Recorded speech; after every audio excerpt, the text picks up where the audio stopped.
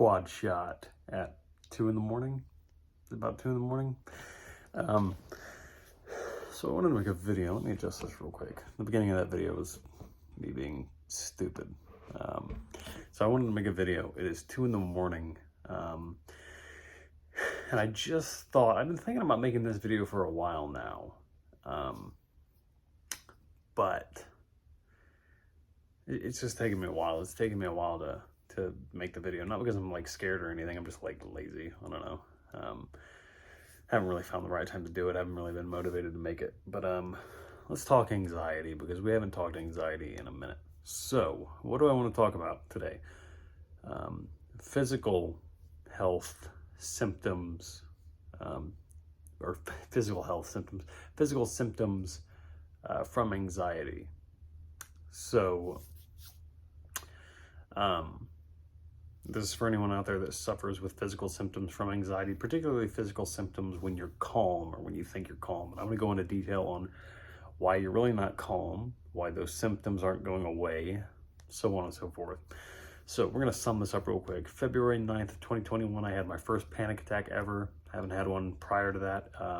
Dizzy, extremely short of breath, extremely lightheaded, felt like I was going to faint and pass out and die forever. Absolutely terrifying. My girlfriend called 911, was went to the hospital via ambulance. Thought I was dying, having a heart attack or stroke. I had derealization going on the whole time, you know, and tunnel vision, feeling like everything was fake and distant and like I wasn't real, the world wasn't real. Very common symptoms, physical and mental symptoms when you have a panic attack. But so fast forward, that panic attack led to a year and about 3 months, which is like right now, for if you look, you count the days, the months, it's about a year and 3 months since that happened.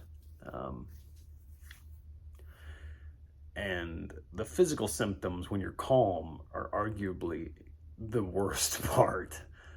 You sure, the panic attacks are absolutely horrible, but like what really keeps a lot of people up at night is when they're having symptoms and they're calm, right? They're like, man, I feel fine, but I feel a little off. I feel physically unsteady some days. I feel lightheaded. I have these heart palpitations. I feel short of breath when these heart palpitations hit, or I get this adrenaline rush like 5-10 times a day that feels maybe I got a brain tumor or something, or a blood clot that's causing this weird sensation, this weird adrenaline sensation I get in my head, or my eyes feel heavy. I feel like I'm gonna pass out. I feel unsteady, like I'm walking on a boat in the middle of the ocean, or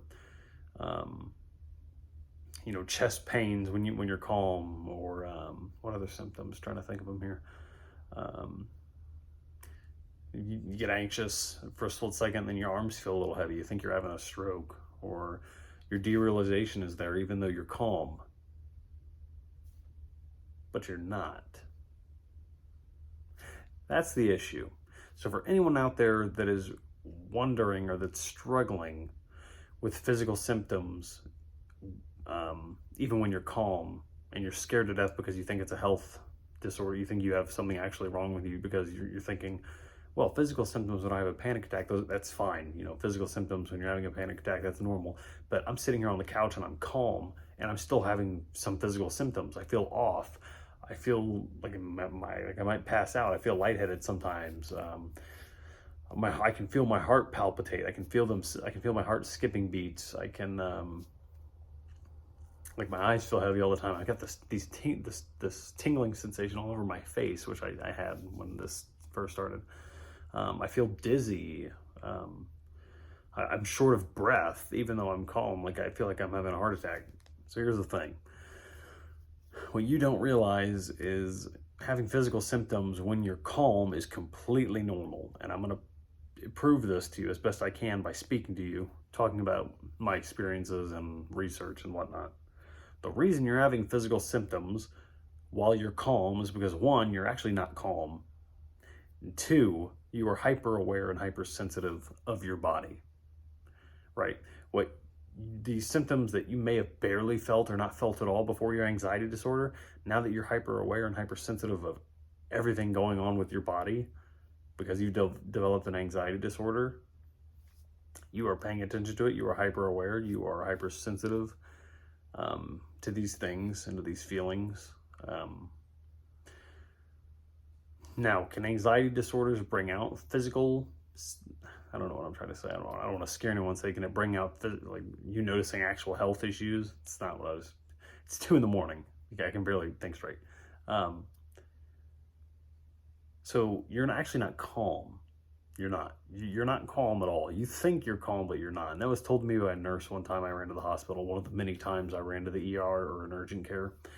She looked at me while I was telling her. I was talking to this nurse, and I'm saying, well, I feel like fine. I feel calm now. But she noticed me fidgeting in my chair. She noticed me bouncing my leg up and down. She noticed me shifting and squirming as I was talking to her. She looked at me and she said, you are not calm. You may feel calm. Your heart rate may be fairly low. It may be in a good range right now. You may not be having a panic attack right now, but you are not calm. That is the issue, right? Not only are you hyper aware of these symptoms that you're feeling, but now you are your baseline is way up there. So people that don't have an anxiety disorder, their baseline anxiety is really, really low. What do I mean by that? When you're calm and you're going throughout your day, people without an anxiety disorder, their baseline, how they feel without being anxious or having a panic attack, is very, very low, right? Your baseline, because you have an anxiety disorder, even if you're calm, is way up here. Way up here. So you may be calm, but your baseline calm is way higher than everyone else because you are focusing on your symptoms. You're worried. You're thinking you're dying constantly. That's the issue, right? That is the issue, and also being hyper aware. So it's arguably, it's debatable. It's subjective, but arguably, I think that's worse than sometimes having the panic attacks because you're all day, you just feel weird. Like you might feel off. Things might feel distant. You don't feel like yourself. You're noticing like your skin rubbing together. You're noticing all these things. You found a lump that has always been there your entire life. That's like a lymph node. And now you're hypersensitive about that. You're hypersensitive about how you breathe, how you feel, if you're dizzy or unsteady or not, if you feel like you're going to faint. All because it stemmed from your first anxiety attack or panic attack. That's why you feel this way. Because when you have a panic attack, your first panic attack, you are immediately going into that void, that abyss of just horrid symptoms and a life of just anxiety. Once you have that first panic attack, a really stressful moment in your life, and you start to focus on those symptoms scared you for the first time when you had a panic attack, you are focusing on them, and now that's going to become a pattern of negativity. You're going to focus on every bodily sensation every day, whether you have a heart palpitation, and I have heart palpitations sometimes so bad where they kind of take my breath away. If I lay down real quick, or if I rotate my body the right way, I can trigger some palpitations or feel them, and it kind of takes my breath away. Now, I've had EKG, I haven't had an echo yet, but I've had a Holter monitor for 48 hours. I think it was 2 or 3 days. In terms of the actual rhythm of my heart, everything is checked out fine. But I encourage you greatly, please, to go get checked out, sincerely. If you're having symptoms that you haven't had before, just I know it'll cost you, but it's important. It's important to get checked out. Go to the hospital, get these things checked out, get your symptoms checked out, get reassurance that you are healthy, and then try and move on and try and relax, right? Again, because your baseline is super high. People that don't have an anxiety disorder, they're not depressed, they don't focus on their bodily sensations, their baseline's way down here. They're calm and they're focusing on life. They're focusing on the store that they're at while they're shopping. They're focusing on fixing their car or picking their kid up from school. They're not focusing on if they're dying or not, right? And eventually you can just embed that so far into your being, your spiritual, your physical, your mental being, to the point where you're having symptoms when you're actually like legitimately your baseline's really, really low because you've just trained your body and your mind that way to pick up on these things. Like you become hyper aware of things you weren't hyper aware about before. Symptoms that you may feel even if you don't have an anxiety disorder that are normal, you may be feeling them with an anxiety disorder now, but you think there's something wrong with you.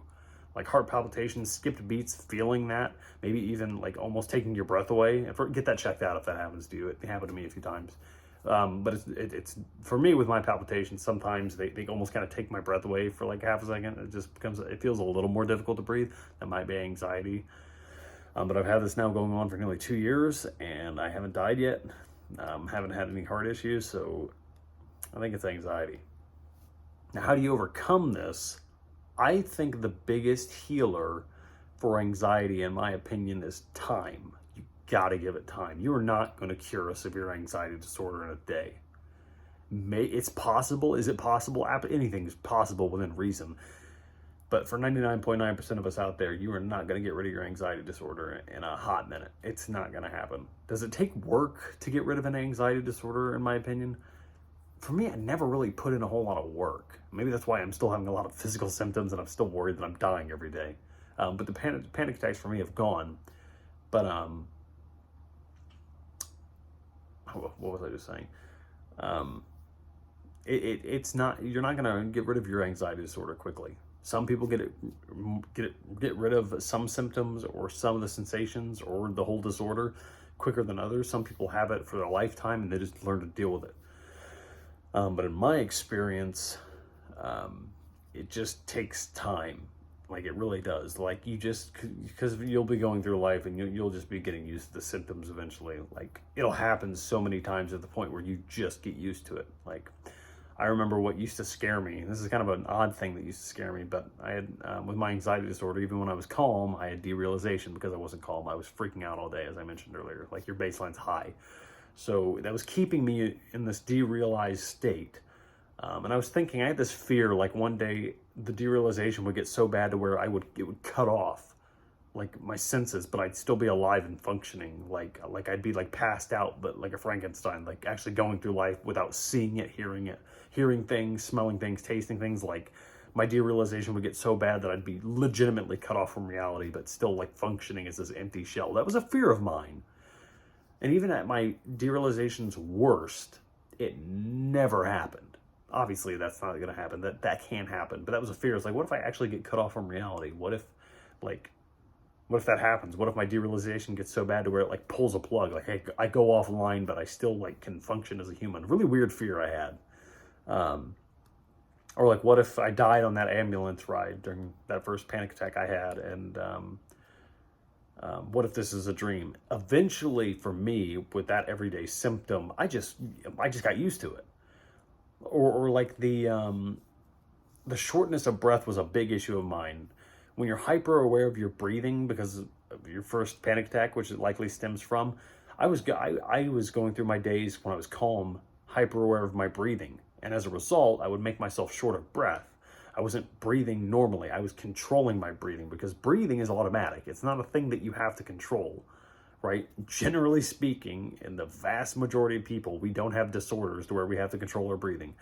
We don't have to focus on our breathing. Our breathing is automatic. It is automatic. It is triggered by our brain. We don't have to worry about breathing.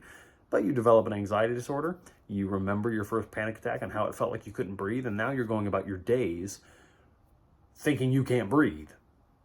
And you're fearing that you can't breathe, and you feel like you can't get enough air, so then you start to manually control your breathing, which makes you feel short of breath. It can make you even dizzy or lightheaded if it gets bad enough. That never really happened to me. I would feel dizzy regardless because during like I was always like unsteady and like almost had a little bit of vertigo. I just felt like I was walking on a boat on my worst days. I think it was just like adrenal fatigue or just being so like tense all the time. It can there's so many things that can cause unsteadiness and dizziness that's completely benign. But get that checked out too if that happens to you, just to be on the safe side, of course. But if it matches up with your anxiety disorder, like you've never had any vestibular issues, and the moment you have a panic attack, you start having them, you can probably blame your anxiety safely. But anyway, getting back to that. Yeah, so eventually I just got used to these symptoms. Like the shortness of breath was one of the scariest. Like the everyday, when I'm calm, shortness of breath. Not having a panic attack. When I was calm, I was having the shortness of breath. Not as bad as I would if I was having a panic attack, but enough to where I went to the urgent care because I thought I was having a heart attack. It's like, I can't get a good breath. I remember it's at its worst when I was driving because I was driving and I was so focused. There was nothing to really distract me besides the road. And I remember feeling like I literally couldn't breathe, and I wasn't having a panic attack. I was like, oh my gosh, do I have like lung cancer or something? And eventually it was just time, because every time I had that shortness of breath when I was calm, again, my baseline's very high, so it's causing symptoms. Every time that would happen, I had no physical other symptoms. I wasn't severely lightheaded or dizzy when I would have that shortness of breath. I didn't have horrible crushing chest pain like someone was ripping my sternum out. I wasn't having a heart attack. I wasn't having any other symptoms. None. Just the weird shortness of breath with no other symptoms. Right? You can have I suppose maybe you can have a heart attack and just have shortness of breath and nothing else. Probably not going to happen. But that was a big fear. It's like, am I dying? And then eventually it got to the point where I was having that shortness of breath for like 2-3 months. It's like, Job, which is my name, you're having these symptoms and like this hasn't killed you. It hasn't harmed you in any way, shape, or form. Like eventually I just got used to it. I was going through those months just thinking, it got more and more annoying. It wasn't even scary. Like at the last month, it was just annoying. It's like, okay, this is anxiety. It hasn't killed me yet. If someone's having a heart attack for 3 months straight, they must be superhuman, because that's not how this works. So it was that natural acceptance and knowing that, like, I'm having these symptoms for months or a year and 3 months, but none of them have killed me. You just eventually get used to it. Like I said, it takes time, is one of the biggest healers for anxiety. For me, in my experience, the anxiety meds didn't work too well. And I think that's part of the reason why I feel unsteady sometimes, is because those medicines just, they're not for me. I think they made me they helped on like a few days spread out throughout that year, but most of the time I'm just not a big fan of anxiety meds. They made me feel worse, I think, maybe. But yeah, eventually it just got to the point where it was like that meme of SpongeBob when, who's the ghost, a pirate, Padgy the Pirate, is that his name? Where SpongeBob's just staring up at the demon of Padgy the Pirate, or whoever that is. And SpongeBob is just annoyed, and like he's just used to it. Like, because in that episode he's scaring him so many times. It's kind of synonymous to anxiety.